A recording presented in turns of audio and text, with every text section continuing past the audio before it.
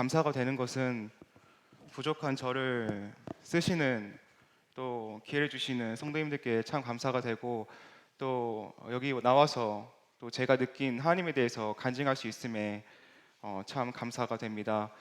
또한 한편으로는 참 마음이 무겁고 때로는 걱정도 많이 되고 긴장도 많이 되는데 제가 오늘 준비한 말씀을 통해서 또 성도님들께서 크나큰 위로와 격려를 받으셨으면 합니다. 저에게는 취미 아닌 취미가 있는데요. 바로 먹방 음식 프로그램을 보는 게 제 취미입니다. 뭐 거창한 취미는 아니고 그냥 자기 전에 뭐 몇 분 정도 보는데 저희가 음식을 프로그램을 통해서 대리 만족을 느끼는 것 같습니다. 저희가 음식을 통해서 또한 기쁨을 느끼고 또 만족을 느낄 때가 참 많은 것 같습니다. 저 또한 음식을 먹음으로써 기쁨을 느낄 때가 많은데요. 때로는 제 아내하고 같이 나가서 맛있는 음식을 먹는 그 즐거움으로 또 즐거울 때가 있습니다. 성도님들은 어떠신가요? 네, 감사합니다. 네, 오늘은 음식을 통해서 얻는 잠깐 일시적인 기쁨이 아니고 말씀 가운데서 영생하도록 솟아나는 기쁨에 대해서 만족에 대해서 같이 나누는 시간을 가지도록 하겠습니다. 오늘 본문 말씀은 요한복음 4장 말씀입니다. 성도님들께서 너무나도 잘 아시는 말씀인데 사마리아 여자에게 오신 예수님을 같이 보도록 하겠습니다. 요한복음 4장 3절부터 42절까지 같이 보도록 하겠습니다.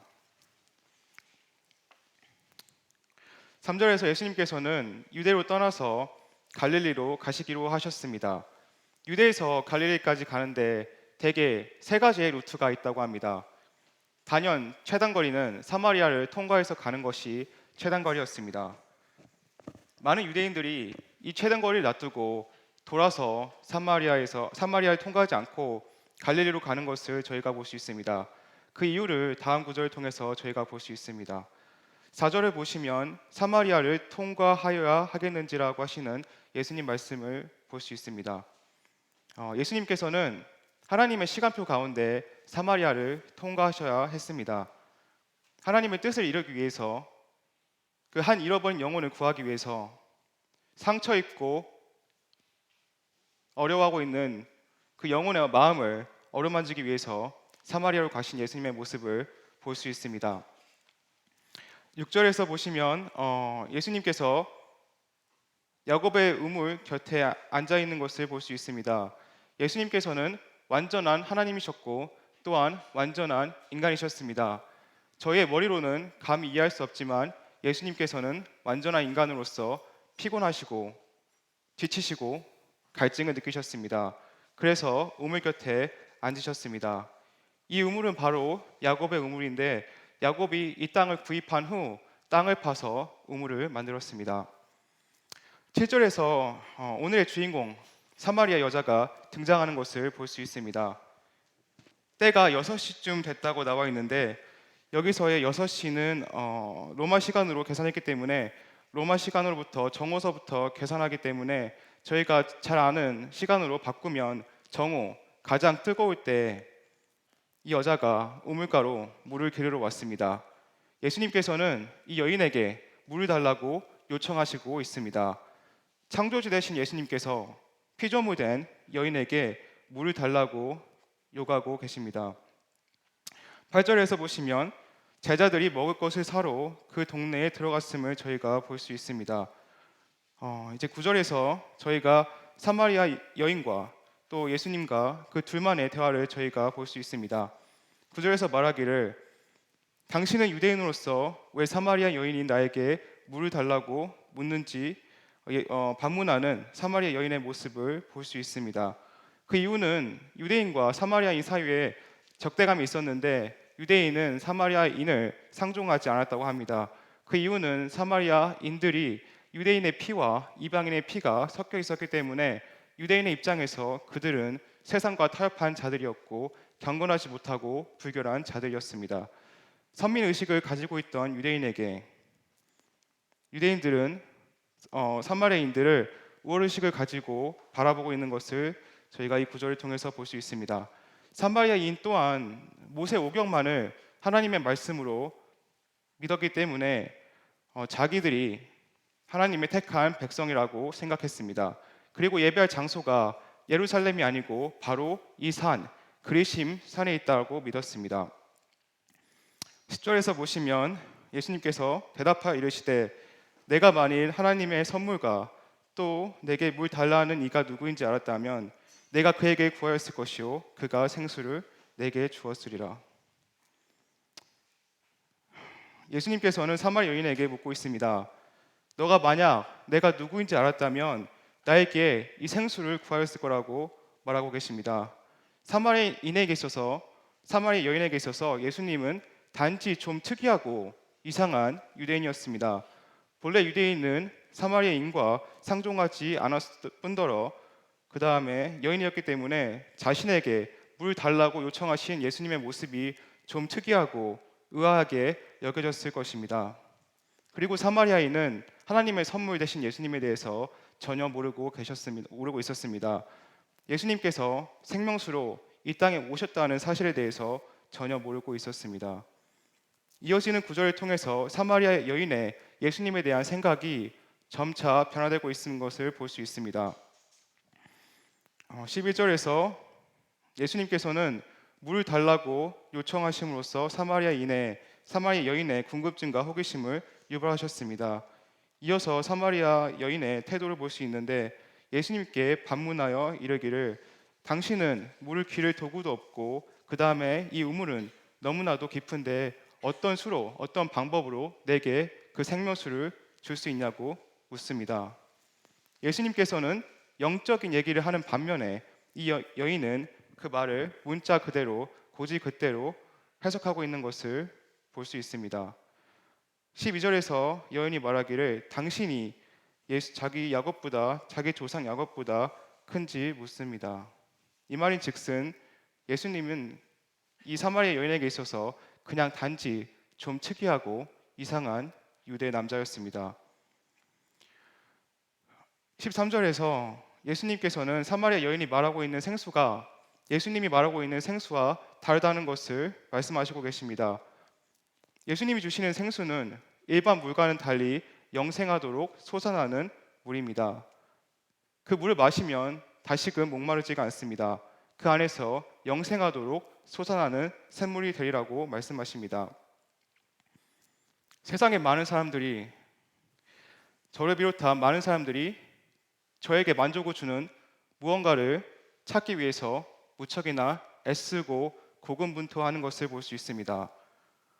제가 앞서 말씀드렸듯이 음식을 통해서, 심의를 통해서, 외모를 통해서, 몸을 통해서, 부를 통해서, 교육을 통해서 다양한 방법과 수단으로 저희 갈증을 채우려고 무척이나 애씁니다.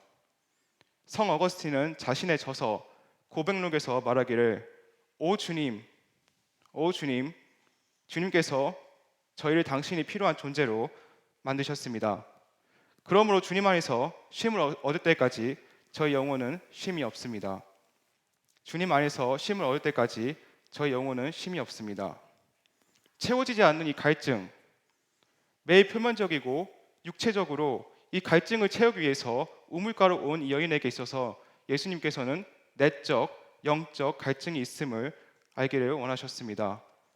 생명수 대신 예수님을 알기 원하셨습니다. 14절에서 내가 주는 물을 마시는 자는 영원히 목마르지 아니하리라. 그 물은 그 속에서 영생하도록 솟아나는 샘물이 되리라라고 말씀하십니다. 예수님께서 주시는 생수는 마시는 저희는 더 이상 목마르지 않을 것입니다. 예수님의 사랑과 자비와 은혜를 마신 자마다 목마르지 않을 것입니다. 저희 영혼을 만족시킬 뿐만 아니라 이 영혼에서 흘러나가서 다른 사람들을 적실 것입니다. 예수님이 주시는 생수는 영생하도록 솟아날 것입니다.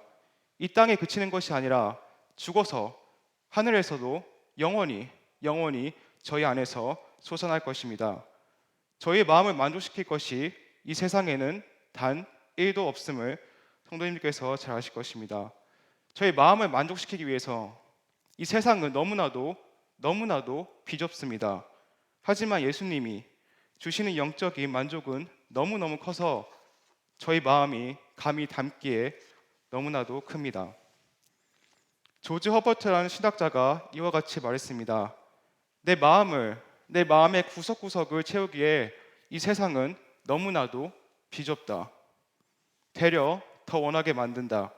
오직 삼위일체 되신 하나님만이 크고 광활한 내 마음의 구석구석을 채우기에 충분 그 이상이시다. 15절에서 사마리아 여인은 아직도 예수님께서 영적인 생수를 말하는지 모른 채 예수님께 묻습니다.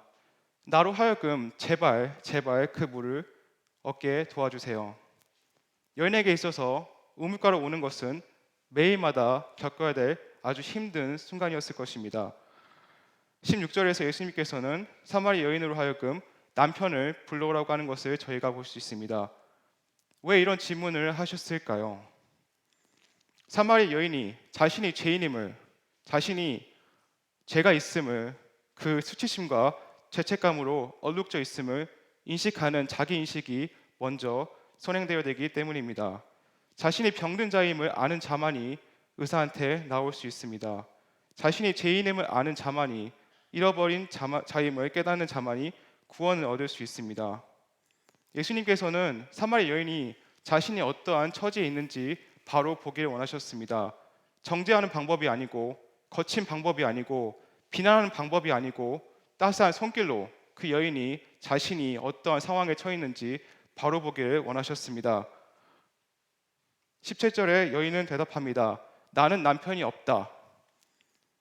이 대답은 맞는 대답입니다. 하지만 자신의 죄를 가리우는 임시 방편의 대답이었습니다.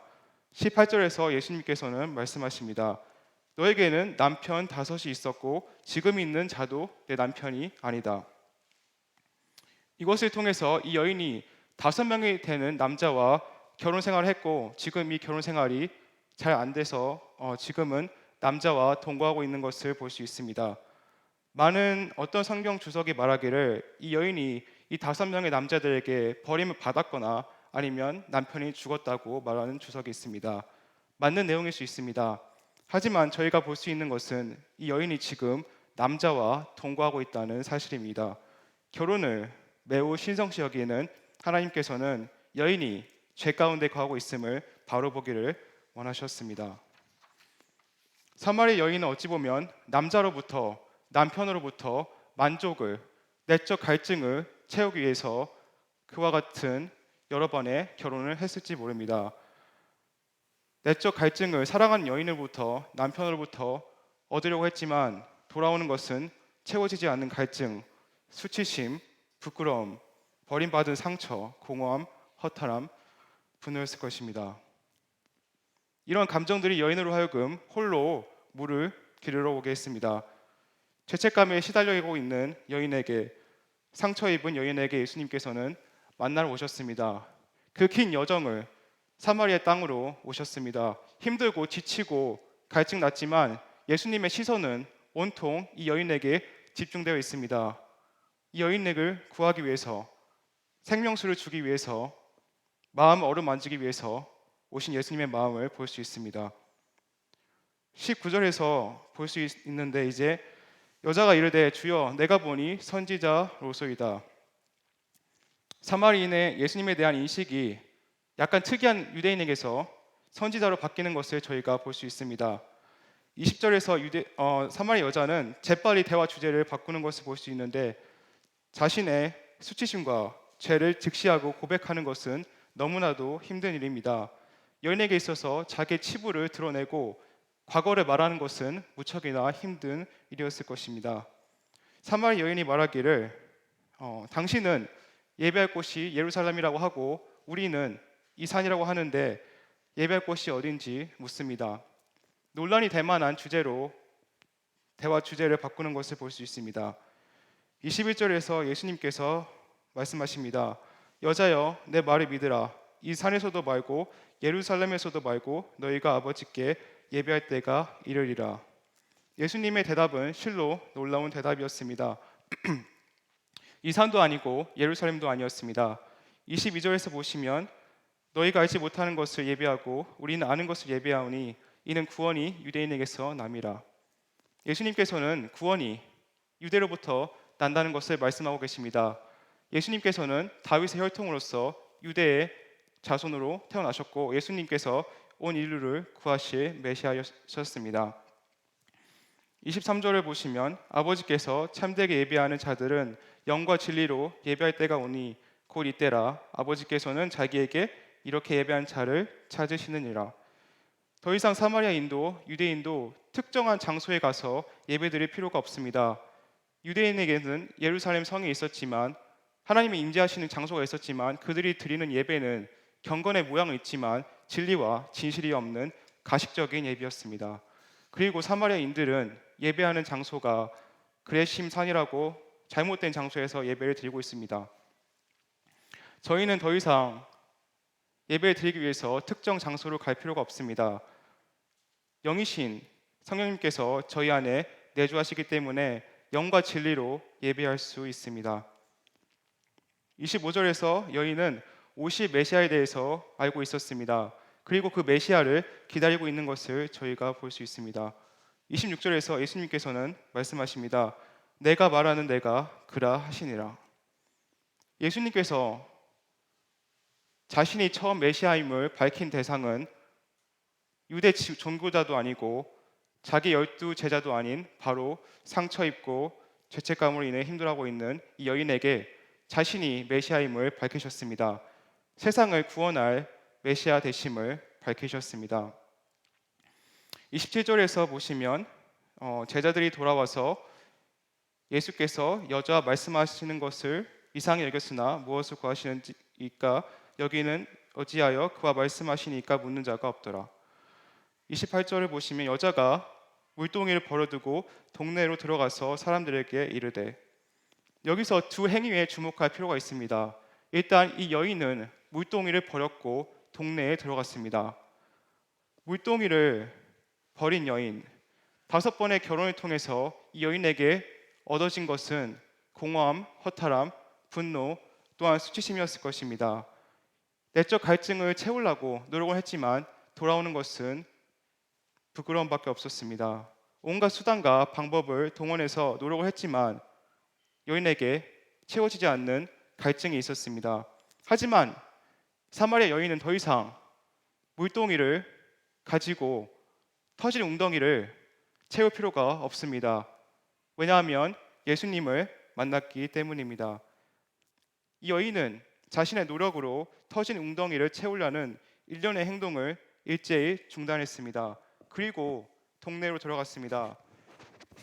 사마리아 여인은 동네에 자기와 비슷한 처지에 있는 친구들과 가족들과 지인들을 생각했습니다. 이 기쁜 소식을 전하기 위해서 기쁜 마음으로 동네에 들어갔습니다.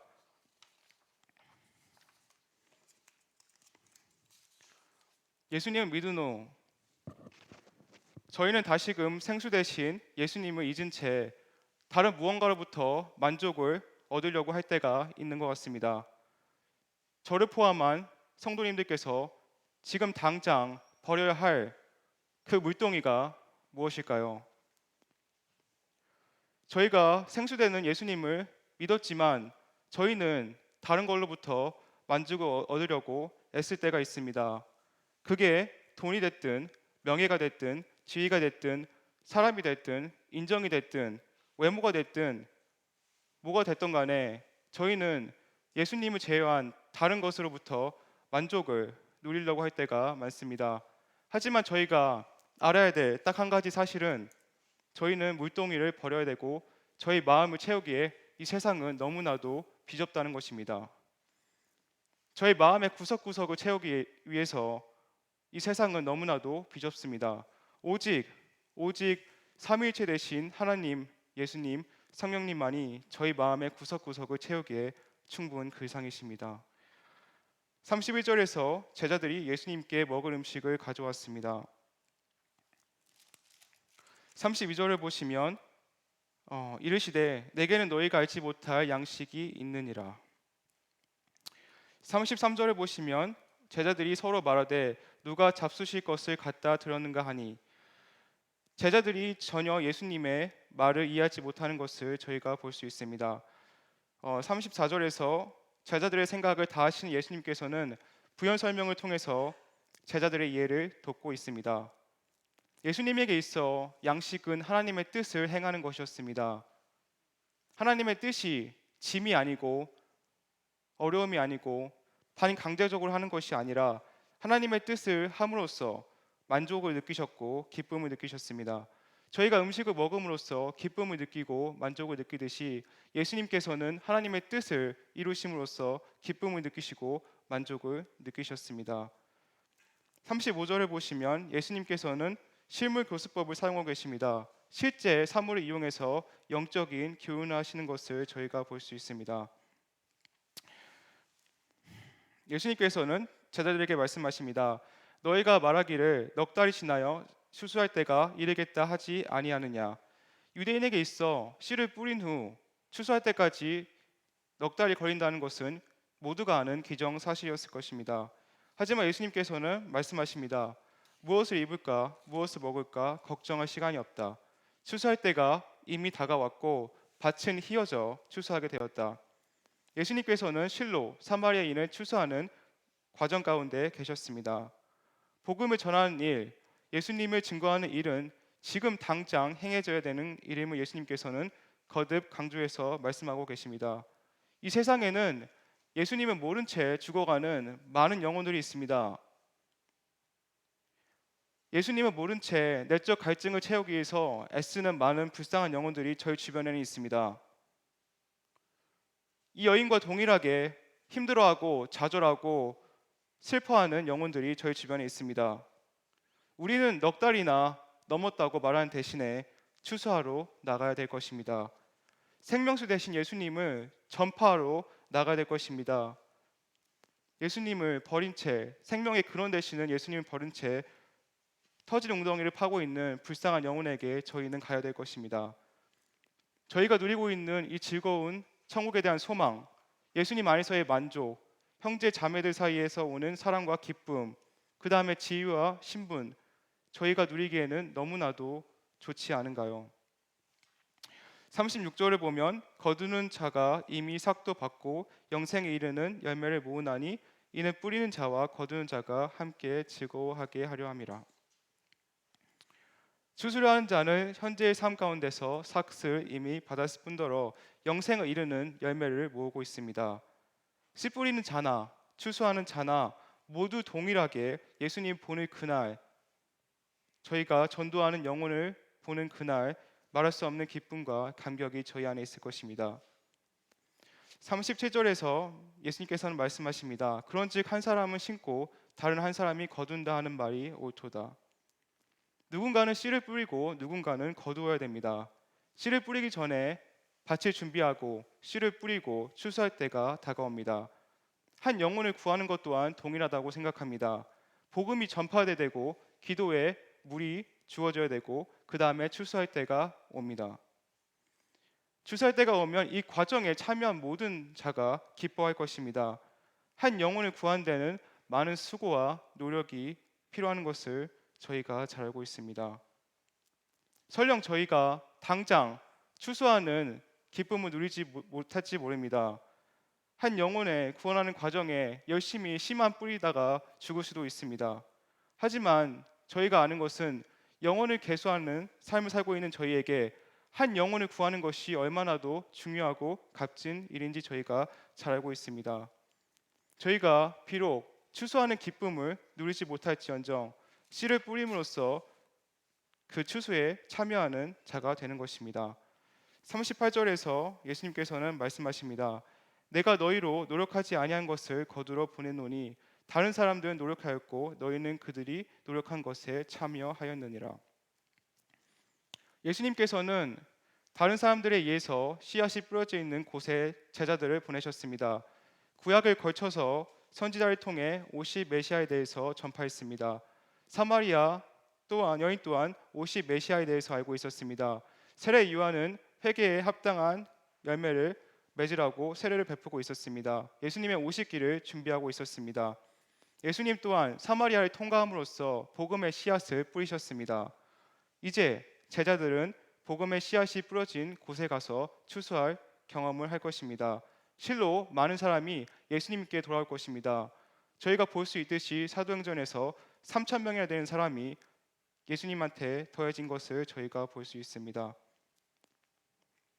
비록 제자들이 많은 영혼이 예수님께 돌아오는 추수의 경험을 했지만 기쁨을 누리겠지만 이 기쁨의 이면에는 다른 분들의 노력이 있음을 저희가 볼 수 있습니다.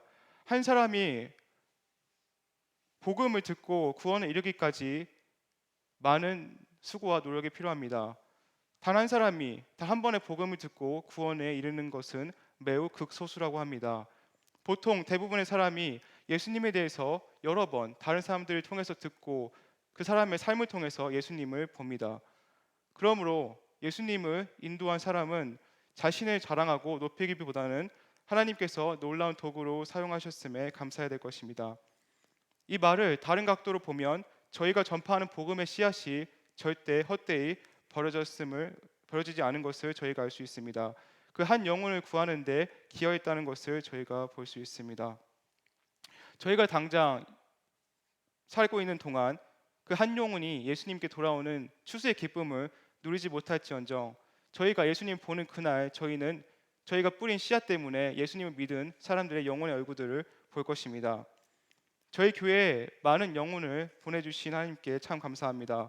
매주 새로운 영혼들이 저희 교회에 오는 것을 볼 때 참 신기하고 놀라운 것 같습니다. 열량부 모임을 통해서 그 영혼을 환영하고 사랑할 때 저희는 복음에 참여하는 자입니다. 그 영혼을 위해서 기도할 때 저희는 복음에 참여하는 자입니다. 선교지를 위해서 기도할 때 저희는 그 복음에 참여하는 것입니다.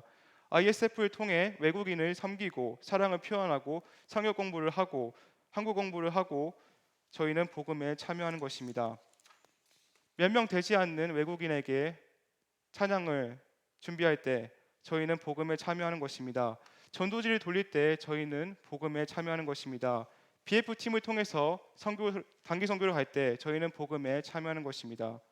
세도식반을 통해서 매주 새롭게 오는 친구들에게 복음을 전할 때 저희는 추수하는 기쁨을 누리지 못할지언정 열심히 씨앗을 뿌렸다고 굳게 믿습니다. 다른 친구, 지인에게 구원을 간증을 할 때, 예수님을 전파할 때, 그리스도의 사랑으로 대했을 때 저희는 복음에 참여한 자입니다. 저희 모두가 예수님의 증인입니다. 비록 이 세상에서는 그 노력의 결실을 보지 못할지라도 혹여 천국에 가면 저희가 뿌린 씨앗 때문에 예수님 믿은 영혼들의 얼굴을 보며 저희는 기쁨과 찬양과 감사의 노래를 부를 것입니다. 39절에서 여자의 말이 내가 행한 모든 것을 그가 내게 말하였다 증언하므로 그 동네 중에 많은 사마리아인이 예수님을 믿은지라. 사마리아 여인은 자신의 행한 일을 모든 것을 내게 말하신 예수님을 증거하고 있는 모습을 볼 수 있습니다. 사마리아 여인의 증거는 실로 힘이 있었습니다. 사마리아 여인은 자신이 어떠한 사람인가에 대해서 말하였고 이런 자신을 만나러 오신 예수님에 대해서 담대히 선포했습니다. 더 이상 사마리아인에게 있어서 자신의 과거는 숨기고 싶던 문제가 아니라 그럼에도 불구하고 자기를 사랑하신 예수님을 증거하는 도구로 사용되었습니다. 이 여인의 증거는 힘이 있었고 이 간증을 통해서 많은 사람들이 예수님을 믿게 되었습니다. 저희 구원의 간증 또한 힘이 있다고 생각합니다. 성도님들 각자가 저를 비롯한 여기 있는 모든 분들이 예수님을 만나기 전에 저의 모습을 잘 알고 있을 것입니다. 그럼에도 불구하고 저희를 사랑하신 예수님의 모습을 봤을 때 저희는 그 모습에 감동을 하고 또 감사가 되고 또 그분의 사랑에 만족과 기쁨을 누렸던 것을 다 경험하셨을 것입니다. 40절, 42절을 보시면 사마리아인들이 예수께 와서 자기들과 함께 유하기를 청하시니 거기서 이틀을 유하심에 예수의 말씀으로 말미암아 믿는 자가 더욱 많아지고 그 여자에게 말씀하시되 이제 우리가 믿는 것은 내가 내 말로 인함이 아니니 이는 우리가 친히 듣고 그가 참 세상의 구주이신 줄 알미라 하였더라. 저의 간증이 비록 힘이 있지만 저에게 있어서 가장 중요한 것은 성경에 나와 있는 예수님에 대해서, 성경 전반이 말하고 있는 예수님에 대해서 저희가 증거할 필요가 있습니다. 저에게는 지혜가 무척이나 많이 필요합니다. 어떻게 하면 그 영혼이 예수님을 알 수 있을까? 저희의 힘과 능력을 의지하는 것이 아니고 성경에 나와 있는 예수님에 대해서 증거하는 일, 또 전파하는 일, 이 일에는 분명 지혜가 필요할 것입니다. 그렇기 때문에 저희는 더욱더 주님을 의지하고 주님을 증거하는 일에 힘써야 될 것입니다. 예수님을 믿은 저희는 이미 예수님의 생수를 마신 자들입니다. 저희의 유일한 내적 갈증을 채울 분은 예수님 딱 한 분뿐이십니다. 저희가 이 사실을 매일마다 마음판에 새기는 것이 무척이나 중요합니다. 그렇지 않으면 저희는 어느 순간 예수님 이외에 다른 것들로부터 기쁨과 만족을 누리는 저희를 발견할 수가 있을 것입니다. 저희가 얻은 이 구원이 생명수 되신 예수님을 말미암아서 얻은 것이듯 저희는 매 순간 내 영혼을 만족시키는, 내 마음의 구석구석을 채우기에 너무나도 크신 하나님의 사랑과 자비와 은혜를 받으러 그분 앞에 나아가야 될 것입니다. 그렇지 않으면 저희는 다시금 예수님을 잊은 채 예수님 이외에 다른 걸로부터 만족을 얻으려는 저의 모습을 발견하고, 이것은 저희에게 있어서 너무나도 힘든 것일 것입니다. 예수님께서 하나님의 뜻을 이루는 것이 양식이었듯이, 참 만족과 기쁨이었듯이 하나님의 뜻을 이루는 것이 저희에게 있어서 참 기쁨이자 만족입니다. 하나님의 뜻을 이룸으로써 저희는 기쁨과 만족을 누릴 수 있습니다. 저희가 복음을 전할 때, 저희의 삶으로서 증거를 할 때 저희는 만족을 누립니다. 음식을 통해서 누리는 만족이 잠깐의 만족이었다면, 영혼을 개수하는 삶을 살고 있는 저희에게 한 영혼을 예수님께 인도하는 그 즐거움은 말로 표현할 수 없을 정도로 크고 기쁠 것입니다. 예수님께 있어서 하나님의 뜻은 짐이 아니셨고 만족이셨고 기쁨이셨습니다. 그렇듯 저희가 복음을 전하는 일에 또 주님의 능력을 의지함으로써 또 그 안에서 만족과 기쁨을 누리기를 원합니다. 누구는 씨 뿌리는 자로, 누구는 추수하는 자로 예수님께서 삼으셨습니다. 제가 만약에 씨 뿌리는 자면 저는 열심히 씨를 뿌릴 것입니다. 열심히 복음을 전하고 복음에 참여하는 자가 될 것입니다. 제가 만약에 추수하는 자라면 저 같은 사람을 사용해서 한 영혼을 구원에 이르게 하신 하나님을 찬양하고 경배를 드릴 것입니다. 여기 계신 모두가 추수하는 자이고 씨 뿌리는 자 성도님이십니다. 기도를 통해서, 교제를 통해서, 사랑을 통해서 여러 가지 방법으로 저희는 복음에 참여할 수 있습니다. 이 복음에 참여함으로써 저희가 기쁨을 누릴 수 있습니다. 성도님들께서 너무나도 잘 알고 계신 부분이 바로 이 부분일 것입니다. 여러 가지 모양과 방법을 통해서 인천 성도교회는 복음에 참여하고 있습니다. 오늘의 이 말씀이 성도님들을 비롯한 저와 성도님들을 비롯한 모두에게 격려와 위로와 또한 주님이 또 격려를 해주시기를 원합니다. 감사합니다.